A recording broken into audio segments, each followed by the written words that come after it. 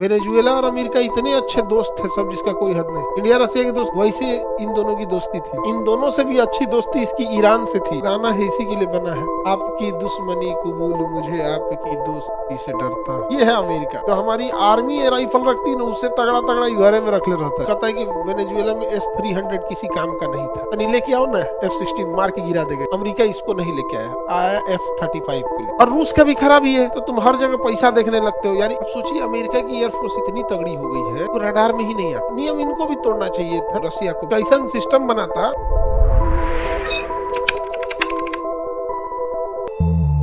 America देखिए, ये है अमेरिका। अब तक ये युद्ध में नहीं कूदा है। युद्ध में कूदा है, यह एकमात्र देश है जिसके पास हर इंसान घातक राइफल रखता है इसके संविधान में, और कोई भी हथियार रख सकते हैं। इंडियन मिलिट्री के पास जैसा हथियार है ना, राइफल, मतलब बड़े हथियार नहीं, जो राइफल की बात कर, जो हमारी आर्मी राइफल रखती है ना, उससे तगड़ा तगड़ा घरे में रख ले रहता है। किसी केवल इंडियन आर्मी की बात नहीं कर, किसी भी देश की आर्मी, US आर्मी जो हथियार रखती है वो भी रखते हैं। स्नाइपर गन एक से एक रखे रहता है। इनके देश के पास तो आर्मी हथियार इतना, और ये हथियार जब हर देश का लोग रखेगा उस देश के अंदर फैक्ट्रीज भी लगेगी।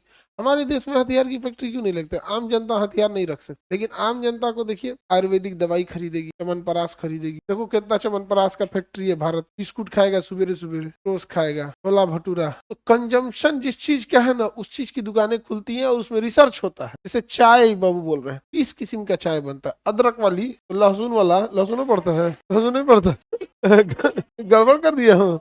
मसाला बोलता है मसाला, उसमें तो मसाला बोलता है, लहसुन नहीं पड़ता होगा। ओ माय गॉड गड़बड़ा दीजिए हम। चलिए अब ध्यान से देखते हैं। हमारे यहाँ ना हथियार बनाने की फैक्ट्री नहीं है, क्योंकि हमारे हथियार का कल्चर नहीं, और ये अच्छा भी है, क्योंकि आप हथियार उसको दीजिए जो जिम्मेदारी रखता हो। हथियार की एक खासियत कहा जाता है, अगर आपके पास हथियार है और सामने वाला जान गया कि आपके पास हथियार है, तो आपको हथियार रखे कोई फायदा नहीं, क्योंकि वो इतने तेजी से हमला करेगा कि आप हथियार ना उठा सकते। आप हथियार रखे हैं, ये किसी को पता नहीं होना चाहिए। समझ में आया कि नहीं गया? और कल्पना करो, यहाँ के लोग यहाँ इलीगल है कट्टा, और किसी गत का नहीं होता है कट्टा। मतलब तुम्हारे पास अगर लाठी है और सामने तुम्हें बंदूक का नॉलेज है, सामने वाला कट्टा को तुम दौड़ा दौड़ा मारो। बशर्ते आपको कट्टा का नॉलेज होना चाहिए। इस हथियार 2,000 रुपया के कट्टा का औकात क्या है? एक गोली के बाद वो चला नहीं पाएगा, खत्म कहानी। नहीं समझा? और उसका गोली का कोई रेंज नहीं होता, सीधे लगे करने लगे कोई ठीक नहीं, मारेंगे तो 2 फीट एने चल जाएगा। कोई उसमें अलाइनमेंट इतना ध्यान नहीं दिया जाता है। हाँ, लेकिन ये है कि पास आके मार देगा तो भाई, सटा के मार देगा तो अलग बात है। तो अमेरिका में क्या है, कल्चर है हथियार रखने का। तो अमेरिका में फैक्ट्री ज्यादा है। अमेरिका में क्या है, फैक्ट्री ज्यादा है। अब युद्ध होगा ना, तो जिसकी पहली से रनिंग फैक्ट्री है उसको कोई नहीं हरा सकता है, कोई नहीं हरा सकता। जैसे युद्ध में अगर हो जाएगा, आटा घट गया, हिंदुस्तान में कहीं आटा घटेगा? कौन ऐसा गांव है जहाँ एगो आटा चक्की नहीं है? हमारा वो हिसाब से कल्चर है, हमारा उसी हिसाब से क्या है, इकोसिस्टम बिल्ट हो चुका है। तो अमेरिका हथियारों का निर्यातक रहा शुरू से।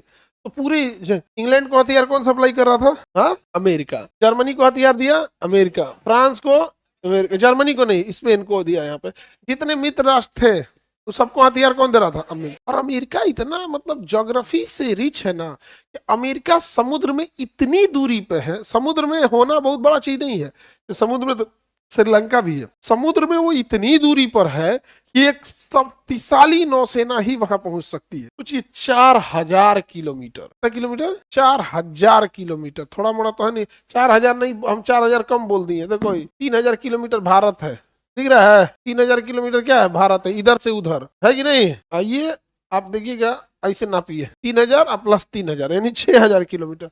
तो आपको 6,000 किलोमीटर डिस्टेंस ट्रेवल करने वाली क्या चाहिए? नौसेना चाहिए। इसका मतलब बड़ा देश ही हमला कर सकता है, छोटा मोटा आदमी उतना दूर नहीं जा सकता। एयरफोर्स मतलब अगर आप कंटिन्यू 6 घंटा 7 घंटा फ्लाई कीजिएगा ना, तो समुंदर हिलिएगा।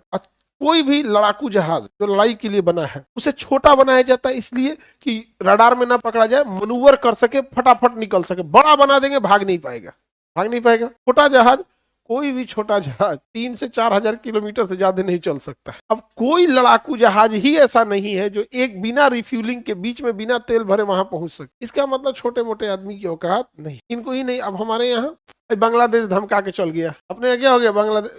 क्या करिएगा बाबू, यहाँ समझा है? तो ये सब में बड़ी दिक्कत है। हम लोग के यहाँ जो जमीन से जुड़े हैं, तो एक तो आपको एयरफोर्स जाइएगा तो गड़बड़ी, और ये अगल बगल के देश को बड़ी संपन्न रखा है। अमेरिका को सबसे बड़ा दिक्कत मैक्सिको से है, तो मैक्सिको से दिक्कत का भी एक कारण ये है कि अमेरिका का जो कल्चर है वो नाच गाना सिगरेट शराब ये सब वाला है, और यहाँ से ड्रग सप्लाई हो जाता, समझ रहे हैं। तो युद्ध में अमेरिका कूदा ही नहीं, अमेरिका नहीं कूदा था। अमेरिका हथियार बना रहा था, और अमेरिका की खासियत है जितना अपने लिए लेटेस्ट हथियार रखेगा दूसरे को थोड़ा कम देगा, और जहाँ हथियार बन रही है वही अपडेट होता है। इससे पहले हम लोग रोटी बनाना सीखे तो तब जाके पराठा आया हम लोग, और जब पराठा सीख गए ना तो मैं कुछ कुछ भरने लगे, आलू पराठा, मिर्चा पराठा, गोभी का पराठा। दिल्ली में जाओगे अंडा पराठा, पराठा इसे जब आधा हो जाएगा ना तो पराठा में हल्का सा चम्मच डाल के खोल देगा, और कच्चा अंडा उसमें फोड़ के डाल देगा, बंद कर देगा जाए यहाँ पे, और 3-4 बार पलटेगा अंडा तो फटाक से बन जाता है।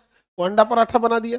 जिस देश में रोटी नहीं खाया जाता है सोचेगा oh my God what is this, so many layers, how can it possible, पगला जाएगा वो, यहाँ पे नहीं पगला जाएगा, इसको पता ही नहीं वो क्या कर पाएगा। तो हम लोग ने हथियार ज्यादा बनाए ही नहीं, लेटेस्ट कहाँ बना पाएगा। अमेरिका ने लेटेस्ट हथियार रखा, दूसरे को बड़ी बांट रहा था। नेवी भी अमेरिका की मजबूत, एयरफोर्स भी मजबूत। अब सोचिए अमेरिका की एयरफोर्स इतनी तगड़ी हो गई है वो रडार में ही नहीं आती। हालांकि अमेरिका कई बार मतलब आप ऐसे कहिए ना, जैसे आप देखिए आपको बताते हैं एस, कहता है कि वेनेजुएला में S-300 किसी काम का नहीं था। देखो किसी झूठ बोला जाता और कैसे दुनिया को बेवकूफ बनाया जाता, उसको पता है कि दुनिया में कितने लोग जानते होंगे ये सब चीजें। S-300 2005 का सिस्टम है, कितने कब का सिस्टम है S-300, ये ओल्ड हो चुका है, 1990 का बना हुआ है, यानी ये 1990 से लेके 2005 तक के लिए ही ये कारगर था। इस बीच रहते तो मार देते। यूएस एयरफोर्स का सबसे ज्यादा लड़ाई अगर कोई लड़ा है तो F-16 लड़ा है। तो नहीं लेके आओ ना F-16, मार के गिरा देगा। F-16 लेके आओ, मार के गिरा देगा। अमेरिका इसको नहीं लेके आया F-35 को ले, इसके लिए ये बना ही नहीं था। ये F-35 तो 2010 का बना हुआ है, अब इसको लेके आया, कह रहा है ये कुछ नहीं कर सका। तो नहीं लेके जाओ ना S-400, लाओ इंडिया में लेके आओ, लाओ। S-35 केरल में बंद हो गया था तो हमारा जहाज मत छुइएगा लो प्लीज। दुनिया में भारत बड़ी 3 बार दिन में प्लीज बोलता था F-35। अब जैसे आप ही कहिए कि मार के गिरा दिए 80 साल का बूढ़ा को, भाई तुम लड़ो बराबरी में। और रूस का भी खराबी है, जब जान रहे हो है तो तुम हर जगह पैसा देखने लगते हो, यार उधारी दे देता है S-400। लेकिन अमेरिका इतना खतरनाक है, अंग्रेज जो थे ना चाल इतने, ये नियम ही बनाते हैं क्योंकि इनको जब मन तोड़ देना, इनकी औकात किसी दुनिया में किसी देश की औकात नहीं है जो इनको बोल सके। इन्होंने नियम बनाया है कि कोई भी देश 300 किलोमीटर से ज्यादा मारक क्षमता का मिसाइल बेच ही नहीं सकता, नहीं समझे। अब लो S-300 300 किलोमीटर, S-400 दे नहीं सकते। नियम इनको भी तोड़ना चाहिए था ना, उन लोग को, रसिया को भी S-400 देता, उस पर लिखता है S-300। उसका ऐसा सिस्टम बनाता कि फोल्डेबल, मतलब उसमें ये वाला सिस्टम जोड़ दोगे तो चल जाएगा 400 किलो, बाकी ऐसे 300 रहेगा, जहाँ चाहेगा तो ये हटा देना। नहीं होता है, करते हैं सब यहाँ। यूएस बहुत पावर, इस यूएस को देख के डर गया जापान। यूएस के देख के कौन डर गया?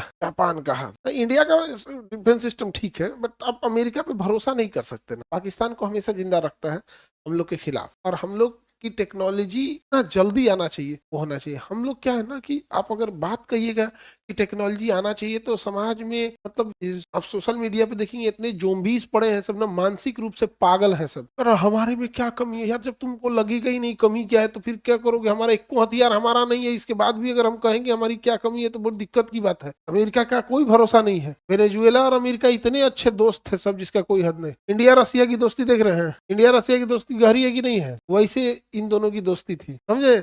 और इन दोनों से भी अच्छी दोस्ती इसकी ईरान से थी। इतने अच्छे दोस्त थे सब ईरान वगैरह जिसका कोई हद नहीं। इस एक गाना है इसी के लिए बना है, आपकी दुश्मनी कबूल मुझे आपकी दोस्ती से डरता। जितना ताली बजा रहा है सब ना, वाह वाह बोल रहा है सब, ये सब लात खाया है सब। समझ में आ गया कि नहीं आ गया?